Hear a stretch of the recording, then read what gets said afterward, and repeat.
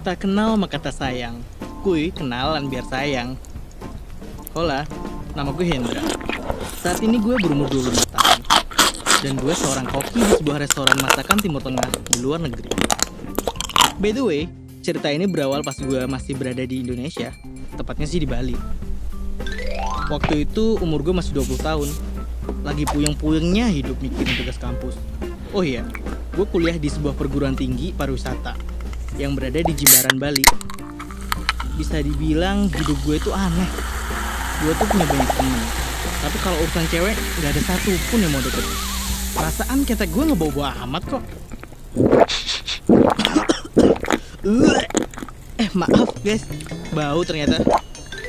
Karena gue gak mau jadi Jonas Abadi, akhirnya gue iseng-iseng cari gebetan di Tinder.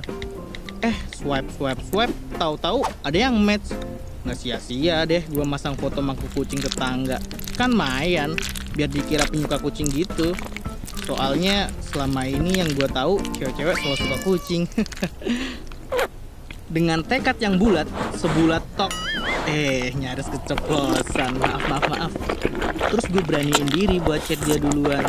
Dan ya jujur gue secara pribadi sih gak ngarepin dibalas cepet. FYI, namanya Nita. Foto profilnya sih wadidaw banget ya, fashionable gitu. Mana warna kulitnya eksotis. Siapa sih nggak jatuh cinta sama cewek bening nan gaul? Bukan sulap, bukan sihir. Dia balas chat gue. Dari situ kita jadi makin intens chattingan. Ya bisa dibilang awal kisah cinta kita itu kayak kisah-kisah cinta pada umumnya lah. Diawali dengan basa-basi lucu, ngalor ngidul, PDKT dan akhirnya jadian. Nah akhirnya ada sesuatu kejanggalan yang gue alami ketika kita ngerayain Monseri bulan ke-6. Nita ngaduin gue sebuah jaket kulit. Yang jelas gue seneng banget dong. Seneng banget dia ngasih hadiah. Secara selama pacaran dia emang gak pernah ngasih gue apa-apa. Ya gue juga gak ngarep apa-apa juga darinya sih. Karena gue anaknya gak pelit, gue punya niatan buat ngadu balik ke dia. Ya anggap aja buat take and give lah. Kebetulan waktu itu gue sama Nita lagi jalan-jalan ke mall. Maklum lah, tanggal muda, anak kosan dapat kiriman uang. Ya udah deh, kita mampir ke salah satu outlet merek pakaian. Awalnya sih biasa-biasa aja. Lihat sana sini, abis itu bayar deh. Nah, waktu gue berencana untuk pulang dari mall tersebut, kita kan lewatin mesin pengecekan di dekat security. Tiba-tiba mesinnya bunyi kenceng dong. Kontak gue kaget. Ayam. Pikiran gue udah kacau. Segera salah satu security datang buat meriksa gue. Security nyeletuk sambil ngeliatin gue dari atas sampai ke bawah. Mas, boleh saya periksa dulu? Terus gue tanya balik dong. Emangnya salah apa pak? Tanpa dosa tuh security-nya fitnah gue. Tuh alarmnya bunyi. Anda mencuri ya? Dengan nada sedikit emosi, gue berusaha membela diri. Loh, jangan sembarangan nuduh pak. Jelek-jelek gini saya bukan tukang ngutil. Gue liatin struk pembeliannya sama jumlah barangnya. Terus tuh security masih coba cek dan akhirnya gue terbukti tidak bersalah. Terus security auto kicep. Ditambah lagi Nita gandeng tangan gue kenceng banget buru-buru ngajak balik. Udah yang biarin aja. Yuk buruan pulang. Palingan mesinnya yang error. Si security cuma bisa cengar-cengir salting sambil garuk-garuk kepala. Sama badannya agak kentang buat ngebungkuk ngucapin maaf. Maaf ya mas. Maaf ya mbak. Hati-hati di jalan. Tapi jujur, gue waktu itu masih heran dan bingung. Kok bisa-bisanya pas gue lewat security check bisa bunyi. Sedangkan gue sering bolak-balik ke tempat itu. Karena rasa penasaran gue udah mode on, gue akhirnya nekat buat tanya ke Nita. Sayang, jaket yang kamu kasih ke aku waktu itu kamu beli di mana? Tanpa basa-basi Nita ngejawab. Oh, itu sih di mall yang dekat rumahmu. Karena masih ragu, gue coba tanya lagi. Coba yang aku lihat struknya. Mukanya berubah jadi judes gitu. Gue sadar sih pertanyaan gue terkesan gak sopan. Karena nanyain struk pemberian hadiah gitu.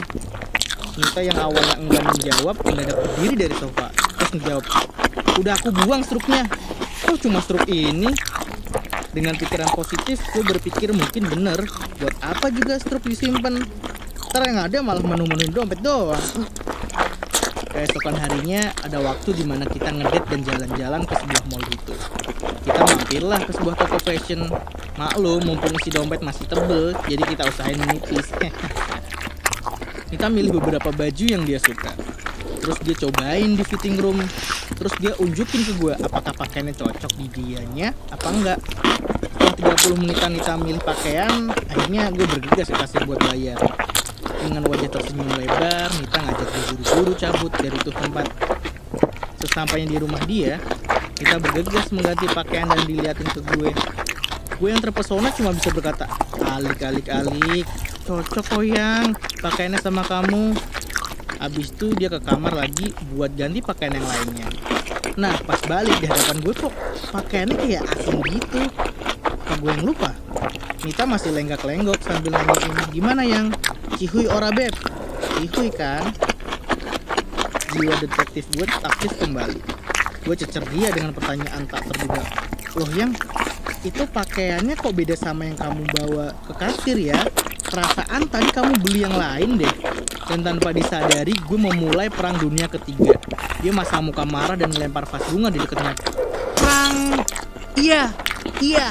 Iya ini memang nggak sama kayak yang aku bawa ke kasir. Ini tadi aku nggak bayar.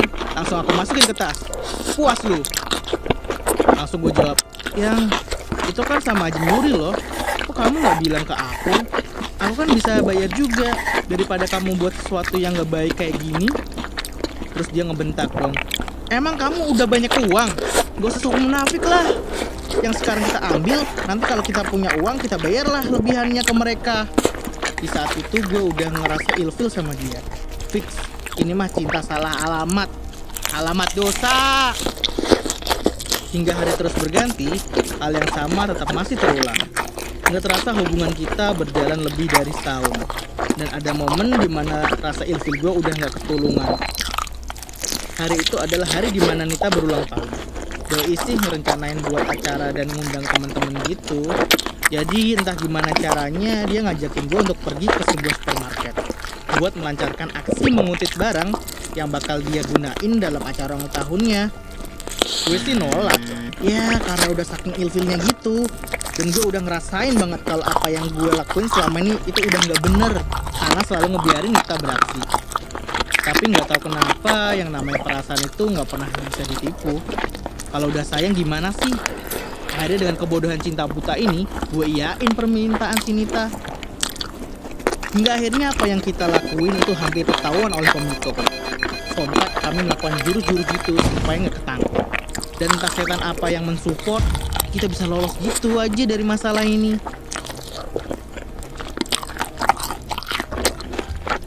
Singkat cerita, karena ngerasa udah dihantui rasa bersalah, gue putusin untuk nggak lanjut lagi berhubungan dengan doi. Meminta maaf dan membayar kembali apa yang barang telah kami ambil.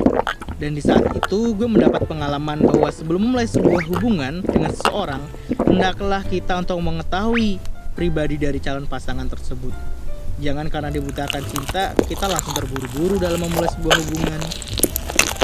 Kalau kalian punya cerita menarik dan unik, silahkan kirim ke email di bawah ini ya. Jangan lupa klik tombol like, share, komen, dan subscribe channel Gue Punya Cerita.